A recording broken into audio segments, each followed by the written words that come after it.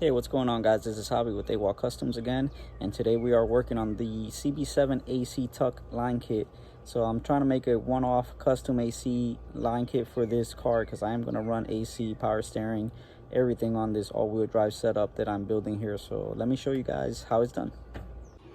And here we have it. So far I ended up drilling 2 holes on the side of the chassis itself. I'm going to be putting 2 grommets, rubber grommets there, so obviously the AC lines do not rub up against the chassis and get cut.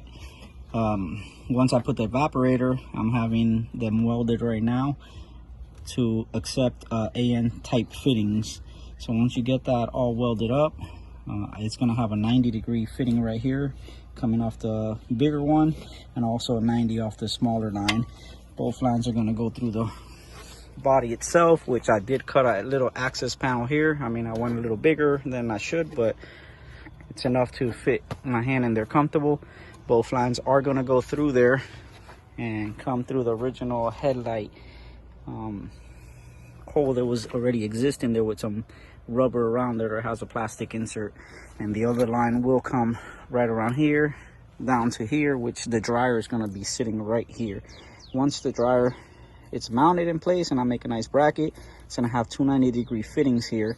I am going with a Type S or RSX AC dryer, which it's the good thing about it, it holds the pressure switch right off of it.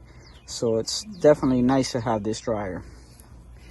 It will have 2 90-degree fittings here. That way the small line could come off of here with a 90 to the dryer.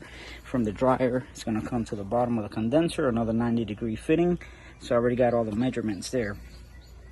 And then from the compressor, it's going to have a 90-degree here, going to a straight here on the compressor, and the compressor will have a 45-degree on this side to go towards the firewall, or yeah, towards the firewall.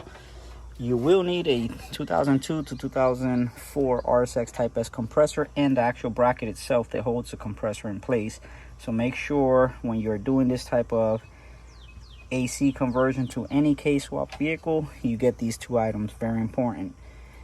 And I am going to be using a universal condenser, which has all the AN fittings style.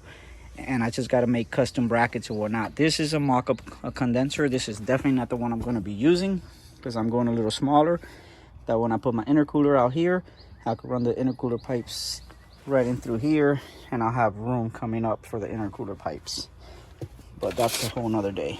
And here's a little bit of the drawing that I had to do or get done for this. So this explains more likely all the fitting sizes that I need, so I could send this over as a picture to DC5 Creations. He's the one that's going to make me all the custom line kits and have everything welded and the proper fittings, Mr. DB himself.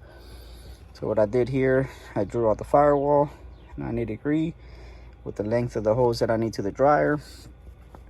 The second little line going from the dryer to the condenser, which is the bottom, the side of the condenser that I want, which I want a 16 by 10.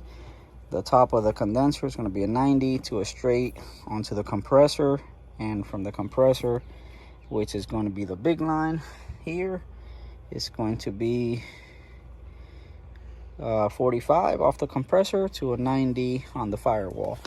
But you have an idea more likely how you could come up with your own little AC kit or to make your own lines and stuff like that. And also, while I have the car taken apart, I had to pull the fender off to get all these access panels. I ended up doing a wire tuck. I'm still working on it. Obviously, it's not done, but all your original wires reach. There is nothing crazy you have to do. All you have to do is push everything back to the inside of the car itself. I took this boot off, this factory boot. I ran all the headlight wirings through, this entire harness back out. Then I ended up cutting a notch on the original rubber boot. I got some of the door trimming, the black molding that goes on the door on the edges, and I put a little piece there because I don't want any wires exposed and rubbing on that. Just gotta put these 2 round wires up here and put a little like one of the rib nuts in there. That way it could hold the 2 grounds for all the wiring. Drill some holes, and these wires are clipped back into like factory locations, and everything happens to reach just fine. So you have all your blinkers, all the headlights, everything reaches to the proper location. And as for the AC side, which I'm working on this one too, you don't have to take the fenders off or nothing to do the wire tuck. Everything is loose. I'm not done yet. I do have to extend the pressure switch wire because it's now going to the opposite side on the dryer, and also the AC compressor, which is a 1 wire. Obviously the compressor was on this side on this vehicle, so I have to extend those 3 wires. That way the AC wire comes through here for the compressor and plugs right into that, and the dryer pressure switch is going to be right here on the dryer. So definitely it's a nice thing to get a Type S dryer, stuff like that, so everything is going to be really nice. But there you have it. So guys, that was it for today. Don't forget to like, share, subscribe if you're not already following. But that was a quick tutorial on how to make your own custom AC line kit or wire tuck your car, so you have an idea. So again, let me know what you guys think. Thanks for watching. Don't forget to hit that bell icon.